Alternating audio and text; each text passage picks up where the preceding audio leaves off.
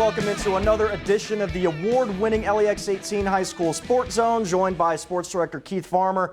I'm Eli Gain, and well, Keith, the stakes just keep getting higher and higher each night, and that was, of course, the case again this evening. Yeah, a handful of local teams trying to get one step closer to Rupp Arena. That includes North Laurel, who had a semifinal matchup tonight against Corbin in the 13th region.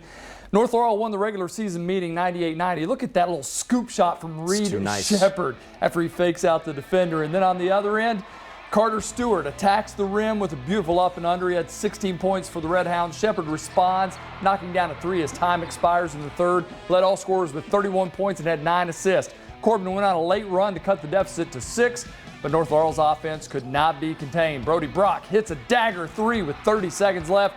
Jags advanced to the championship, winning it 74-65. You know, last year we got beat out in the first round, and that really hurt a lot of us. And we all came back to the school that next morning and after school and stayed and shot and practiced. And just, we haven't stopped since then trying to get back to this moment. And now that we're here and can enjoy the rest of the night with the win and then come back tomorrow refocused for the championship game, it just means so much to this group. Well, that's what we play for. I mean, you know, you try to keep it on the one at a time and all that, but everybody in the back of their head knows that, you know, you're playing for a chance to go to Rupp Arena. That's what you want to do, you know, but you got to go through some steps to get there first, and I'm happy these guys get a chance to do that. All right, so let's see who the Jaguars will face tomorrow night in the 13th Region Final. Reigning two-time champion Knox Central taking on Clay County. Early on, Tigers in control. Connor Robinson with a mini dream shake and turnaround Jay. He had 18. Next, the Tigers were off and running after a Central turnover. Connor Farmer, no relation to Keith. He is. That we know of. We don't know. He had a game-high 21, a 10-2 start for Clay, but eventually Knox woke up. Andrew Sizemore hit a corner three. Gavin Shadwell with the dime to Isaac Mills. Mills had 13 and 8 as the Panthers win 67-50 and will face North Laurel Saturday at 7 o'clock for the championship. All right, to the 10th region, GRC taking on Mason County. Cardinals won the regular season meeting by 28. Back and forth game. Nate Mitchell drives, scores here to give the Royals a 15-13 lead after one. They distance themselves in the second. Evan Schumacher hits the three just before the buzzer. Mason County leads it 36-26 at the half. Cards close the gap and tie it. Jared Wellman, the steal, lays it in, gives Clark the lead. He had 17. Time winding down in the third. Jerome Morton drives, lays it in with just seconds left. Cards up 44-40 heading to the fourth, and early on, Morton the steal, the finish. He had a team-high 18 points, and Clark County back in the 10th finals, winning it 64-58. Other 10th region semifinals saw Montgomery County going head-to-head with Campbell County. These last two highlights brought to us by our friends at Prep Spin, doing a good job. 46-20 halftime lead was Campbell County over Montgomery County, but they would climb back in. Hagan Harrison, he drove, as you saw, and then he hits the three there in the fourth to pull him back to within 8. He and Lovett would each finish with 20 points, but then down the stretch, Campbell County with some huge buckets to just not allow Montgomery County to close that gap as Campbell County goes on to win this one by a final of 71-67. All right, on the girls' side, Danville was looking to advance to the 12th region final for the first time since they won the region back in 2014. Standing in their way was Southwestern, just a couple years removed from their last regional championship back in 2019. So let's go. Here we go. Highlights, Southwestern's Alexis Smitty gonna pull up, hits the three-pointer there, and then Danville, Love Mays, she's gonna hit the three-pointer. And then Smitty, you saw her hit the three, now she's gonna drive and get that one to go. Good matchup here, coming down to the wire, but Southwestern is gonna go ahead and get the victory tonight to advance to the 12th region final as Southwestern wins it 65-54. She's underestimated, she is under-recruited, and, you know, she's co-player of the year.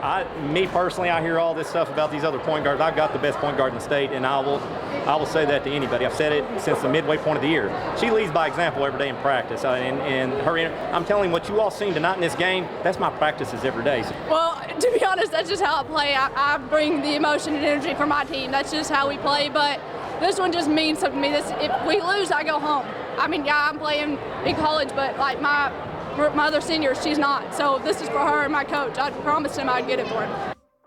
Love that. Congrats to Southwestern for moving on. So now we're going to look ahead to tomorrow, where some teams in the 11th region are competing for a spot at Rupp Arena. Yeah, the boys game tips off at 5:30 down at McBrayer Arena, where Madison Central takes on Frederick Douglass, the Indians' last trip to the Sweet 16 back in 2013. They also won the title that year with future Wildcat Dominique Hawkins, but it was Kenja Bosley who hit the game winner. The Broncos looking for their first trip to Rupp Arena in the school's 5th year of existence.